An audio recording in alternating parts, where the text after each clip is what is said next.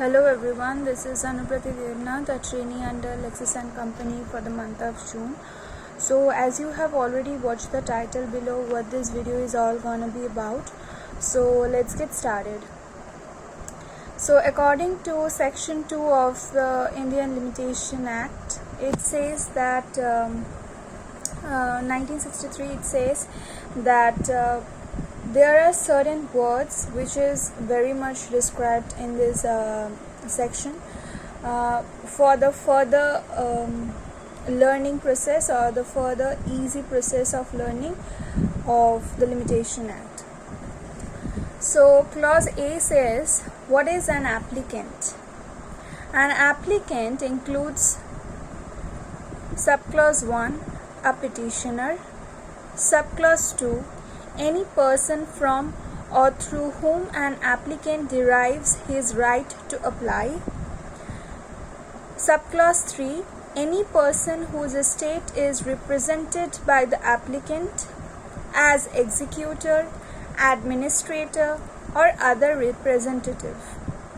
Now, what did you just understand from this word applicant? This applicant means, one, in easy words, is the person who is the petitioner. Now there is a vast difference between petitioner, applicant, and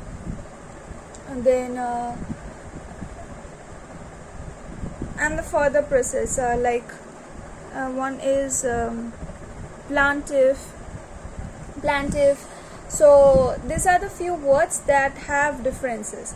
Now applicant is the person who applies for the case or who applies for an appeal to the higher courts, not subordinate courts, the higher courts.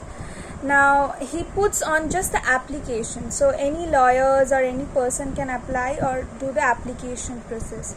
So an application includes a petitioner, means the petitioner, it is seen that, or it is usually this thing that a petitioner always becomes an applicant. Obviously it is his, but the time durations and the after and before process of the person is going to fill the form and after filling the form.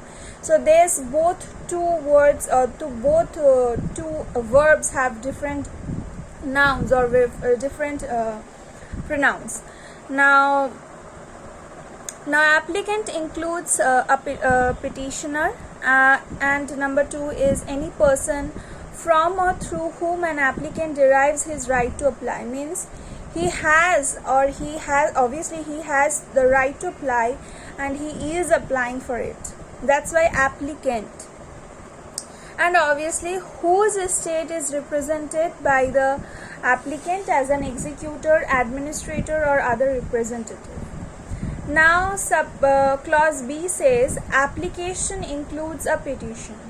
Now this means an application is normal, the process of drafting, or the process of drafting only when we finalize or when we put the words or when we transfer or submit the draft to the court, it becomes a petition. So an application includes a petition. So application is always when you apply or when you submit the petition, it is an application only. Next, clause C, bill of exchange includes a hundi and a check. So bill of exchange means a hundi, or you can have a check also. There should be handy and a check. Next, number D, bond. Bond includes any instrument whereby a person obliges himself to pay money to another on condition that the obligation shall be void if a specified act is performed or is not performed, as the case may be. Now what is a bond?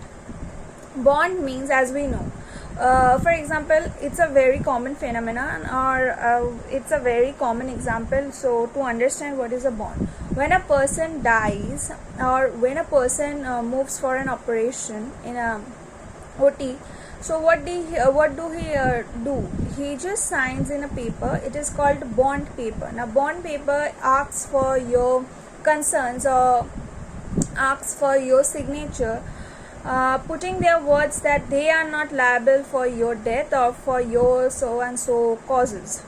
So that's a bond.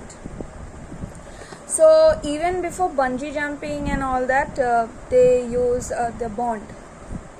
So bond includes any instrument whereby a person obliges himself to pay money to another. So bond always includes money transaction.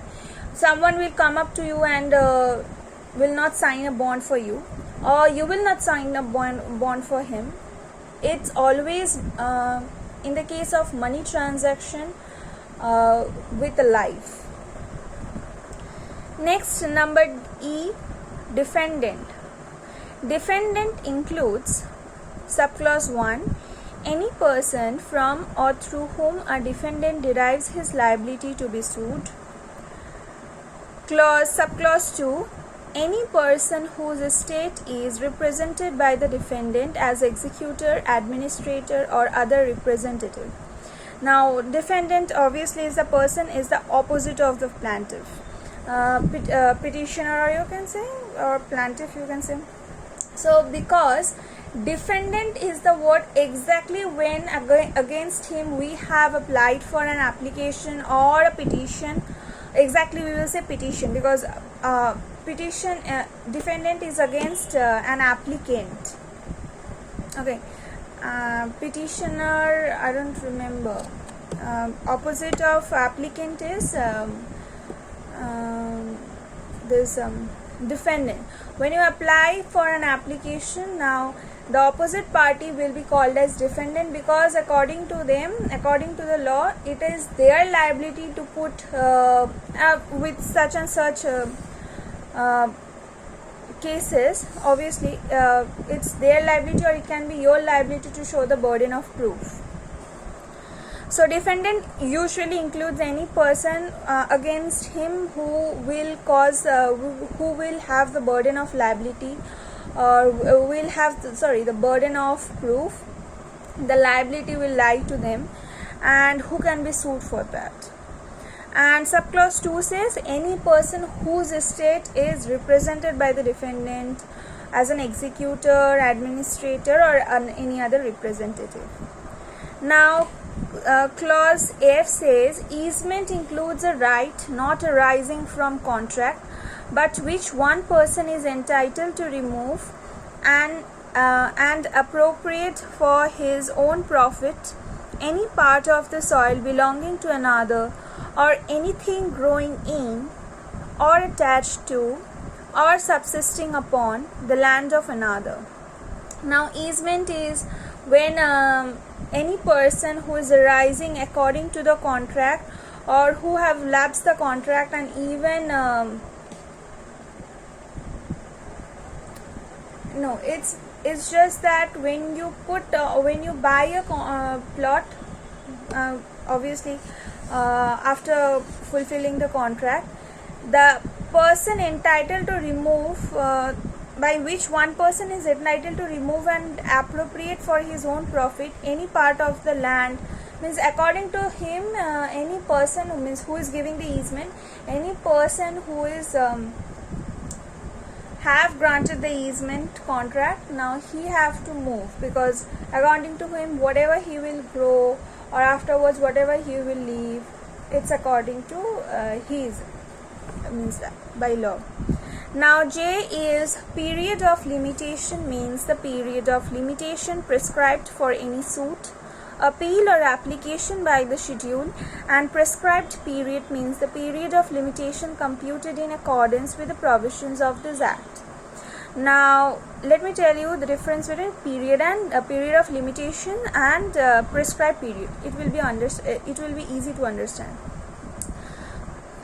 Prescribed period exactly means when the law has already said that this much time or this much punishment or this much period will be given for you to do so and so and so, for punishment, for trial, for investigation, etc.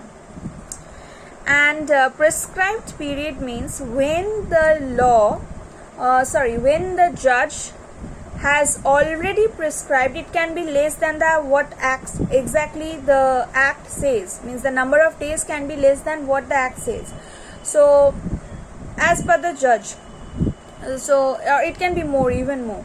So this is actually the prescribed period, means when the judge allows you or gives you a specific time period, no matter what, it can be beyond law, it can be beyond law. Now this is called actually the period of limitation and the prescribed period. Number K is promissory note, means any instrument whereby the maker engages absolutely to pay a specified sum of money to another at a time therein limited or on demand or at sight. Now this means promissory note obviously includes a monetary transaction. When you give someone a promissory note, means when a note actually promised to fulfill the sum of money or fulfill some anything which will include the cost or monetary transactions or value, that is a promissory note. L is suit, does not include an appeal or an application. Suit means that does not include any appeal, means appeal already I have told, an appeal will already become an after the sanction it will become an application or any application. Obviously suit is just above that, means appeal, application and suit, you go through difference. M is tort. Tort means a civil wrong which is not exclusively the breach of contract or the breach of trust. Means tort is something, a civil wrong that lies between neither breach of contract, means not disturbing a breach of contract, also not fully disturbing the breach of trust. Okay. N is trustee, does not include benamidar, a mortgagee remaining in possession after the mortgage has been satisfied, or a person in wrongful possession without title. Now trustee means obviously any person who is included as a mortgagee, means remaining in possession after the mortgage has been satisfied, or the person in a wrongful possession without a title, means he becomes a trustee after the mortgagor has said okay you can stay there. That's it. So hope you like the video. Thank you.